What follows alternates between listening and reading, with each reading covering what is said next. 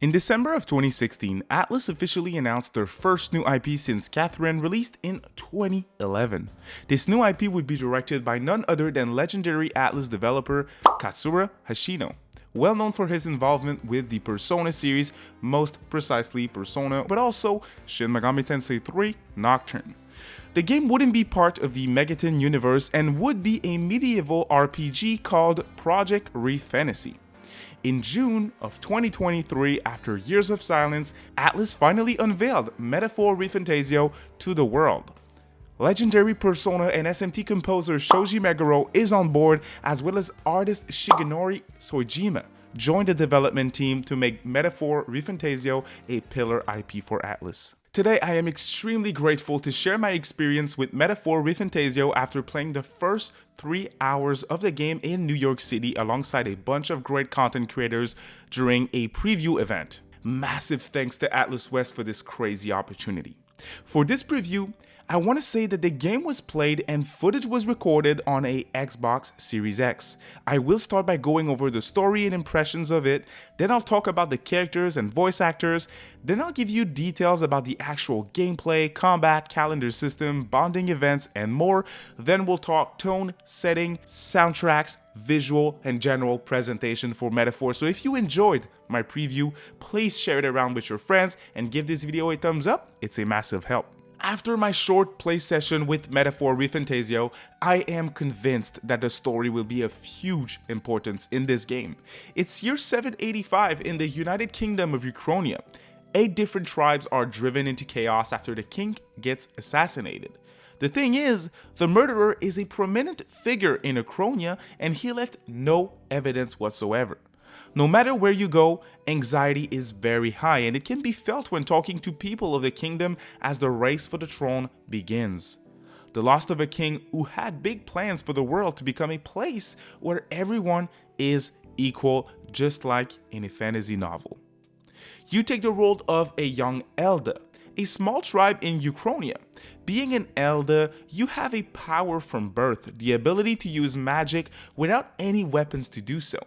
Your race, sadly, is identified by the common religion in bigger tribes as a tainted race or tainted tribe. You have to be careful when exploring big cities because some may be after you simply because of your race. Sadly, tribal disparity is a real thing. You are born with a certain level of purity or a level of impurity. After your village was violently burned down when you were younger, you decide to make the world a better place and to take part in the new royal tournament, which is the race for the throne. This motivation to make the world a better place where everyone is considered equal comes from the Uchronian prince himself.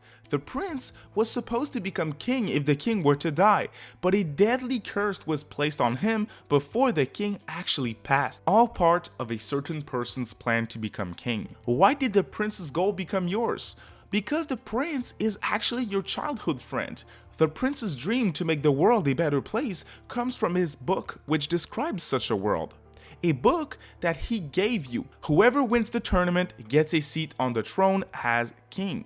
And with your motivations after losing such a friend and the prince himself and seeing a ton of injustices around town, you are deeply involved with this tournament race right from the get-go. Right as you start Metaphor ReFantazio, intrigue is at its peak. You start the game with a brutal cutscene of a mysterious character killing the current king of Uchronia. Quickly after, you find out that not everyone knows that the king was actually murdered. Some even think that an illness is what took his life. After meeting with your companion character, a fairy called Gallica, you understand that you have to join the guards in a large city to meet with a certain contact of yours, a mysterious contact. Just because you are an Elder, you're considered an intruder and people treat you in a certain way because of that. Injustice is common in Uchronia and disparity is a real thing, especially now that the king has passed. As you first walked into the city, you meet a homeless person. Clueless, you decide to hand them a coin or two, but then a bunch more homeless people jump in and try to get more from you. As you flee the scene, you stumble upon mercenaries that are currently killing someone in the public streets in front of everyone for a crime that they have supposedly committed. It's crazy how quickly this game throws in your face the importance of this king's assassination and the consequences of it all on the population of Ukraine. It's a huge mess everywhere that you look. The story of Metaphor was a big focus from my experience with the game, but not in a heavy way. It felt well placed, extremely intriguing, and the different tone and setting of the game really hooked me and kept me on my toes for my whole playthrough. It is far from your typical fantasy RPG where you are the chosen one and have to save the world from a big dragon or something. It is much more than that. Characters are also super interesting, and I can't stress enough how awesome it is to actually play an ATLUS RPG that is totally different from both Shin Megami Tensei and Persona, franchises that I'm a fan of. Now, speaking of characters, I love how the designs of all party members that we've seen so far are unique in their own way. Sojima is well known for his ability to give a personality to a character just through his design. The voice acting cast that was chosen for the English dub is also very solid. ATLUS revealed the voice actors, and it's clear that they went for some very talented actors, and that is certainly what I could hear when playing the game. One character that really stood out early on is none other than the main character.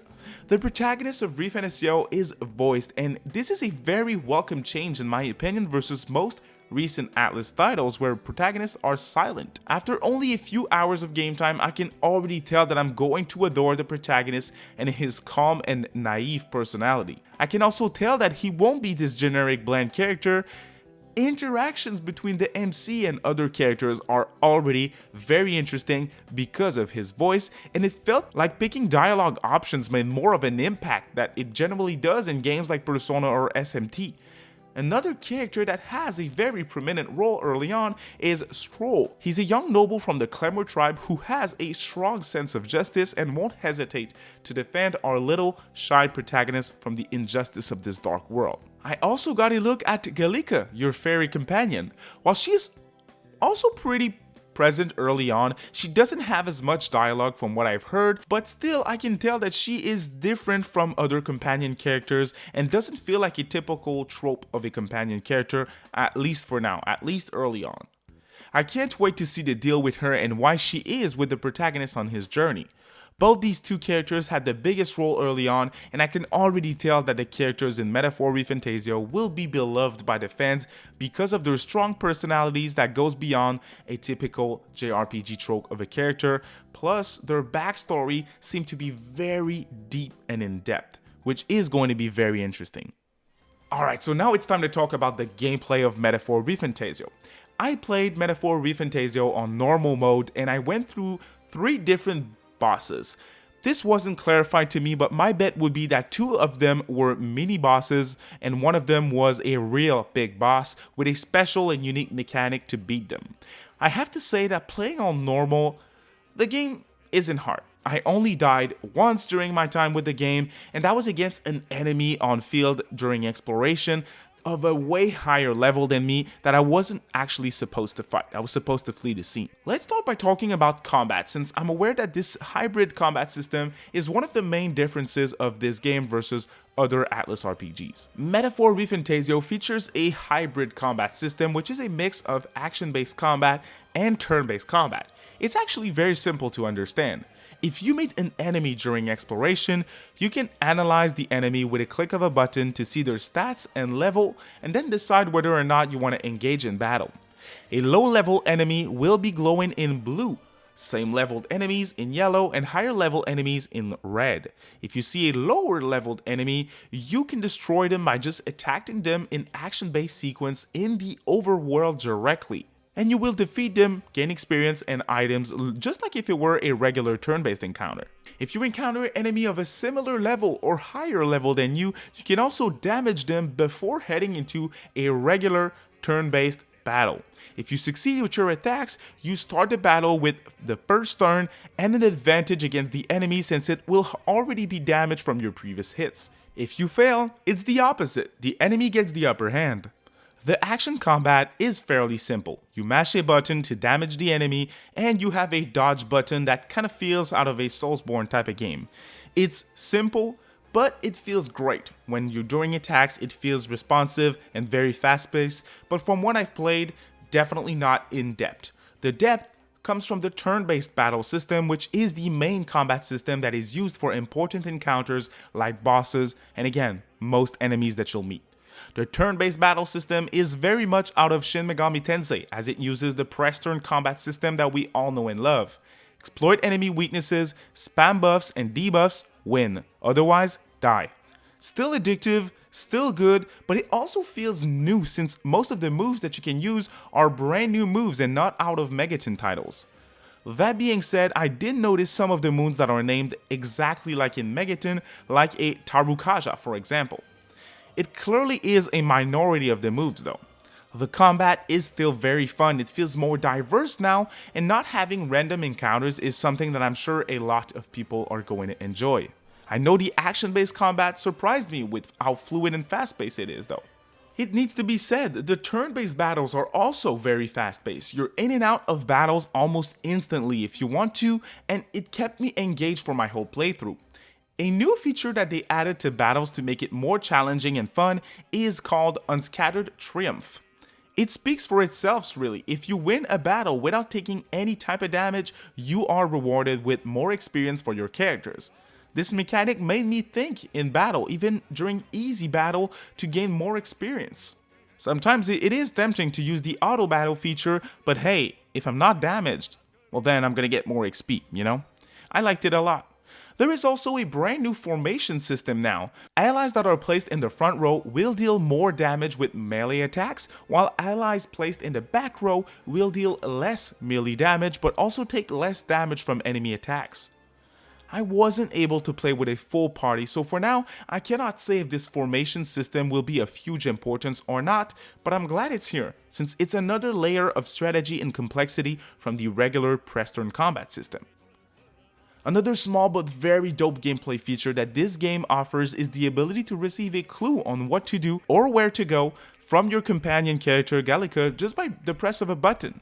I find this feature to be very useful and great for anyone playing the game. Another addition that helps with exploration is the addition of little footsteps that appear on your map when you walk through a city or a dungeon. This helps to remember where you came from or where you already went to. Now it's finally time to talk about the biggest new mechanic from Metaphor ReFantazio, my favorite mechanic, the Archetypes. Now, archetypes are a transformation of power that manifest only in those who embody the heroes and kings of old in some core aspects. That's how they describe archetypes. Archetypes are the job system of Metaphor ReFantazio. I said it before and I'll say it again after playing the game.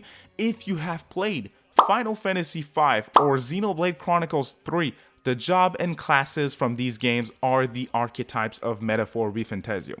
There are over 40 different archetypes to collect and pick from, and that is for all your party members. You heard me right, every single one of the 7 playable party members can equip any of the 40 plus archetypes that are in the game. Each party member is fully controllable. Each one of us will probably be using a different setup for their playthrough of the game, and that to me is so amazing and so great to hear. When an archetype is unlocked, you can equip said archetype with anyone in your party. If you want to use, let's say, the knight archetype of a character who's never used this archetype before, you have to spend mag to study the archetype and then gain the ability to equip it. Mag being a currency in the game. I know that a lot of people want to know the similarities between Metaphor and SMT or Metaphor and Persona. Let me tell you, when I say that archetypes are Persona equivalents, they really are. You awaken to your first archetype, the Seeker, when facing strong feelings and emotions.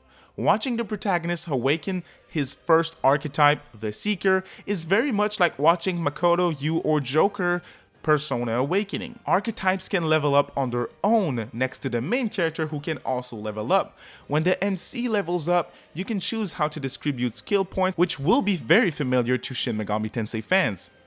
Archetypes can also level up and get new moves. You don't distribute stat points for them though.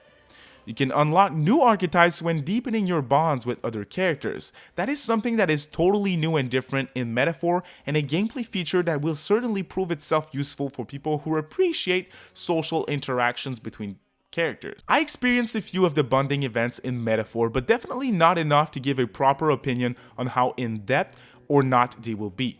That being said, all the characters that I had bond with are very likable and very unique, so I'm looking forward to seeing more and experiencing more of these bonding events. The bonds that you develop with characters have ranks that you can level up as you deepen your bond with said character. Unlocking deeper bonds with characters will give you various abilities that are said to be of huge importance, and they will actually shape how you make your way through this journey. A new bond equals a new archetype. So there is a ton of bonds that you can explore since there are over 40 archetypes in the game, and I know that this will make some of y'all very happy. Not only are there many archetypes, but a bunch of them can also evolve into a higher form when reaching a certain level. Customization options are definitely a thing in this game. One of the main features of Metaphor ReFantazio that led some of the fans to think that it's only a medieval Persona type of game is the addition of a calendar system. Let me tell you right now, if you think this calendar system is like Persona's, you are wrong. Early on in the game, the calendar system pretty much feels secondary and seems to be here only to keep track of the time and days in game. I asked some of the ATLUS staff at the event about it, and they explained and told me that they decided to put a calendar system in-game because Metaphor ReFantazio is a journey in a huge world. When you acquire your means of transport, you will spend your time doing side activities during your travels. They wanted to make the player feel like they are really traveling this huge world of Uchronia.